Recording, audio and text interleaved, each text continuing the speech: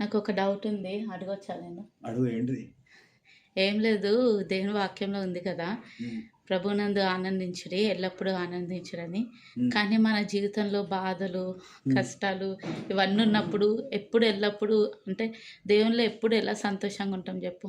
Okay, ఈ యొక్క వాక్యం తీసుకొని ఎలా సంతోషంగా ఉందాం అని నువ్వు అంటున్నావు, కానీ God nature will never change. Yesu ప్రభు ఎన్నటికీ తన స్వభావాన్ని మార్చుకునేవాడు కాడు. మన పరిస్థితులను బట్టి మనము దేవుణ్ణి మర్చిపోయి దేవుని యందు ఆనందించకుండా ఈ కష్ట నష్టాలు వచ్చినప్పుడు యేసయ్య నాకు ఈ కష్టం వచ్చింది, యేసయ్య నాకు ఈ ఇబ్బంది వచ్చిందని చెప్పి ఇటువంటి విధంగా మనం ప్రశ్నలు వేయవద్దు.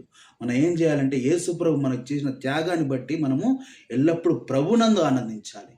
God nature does not change.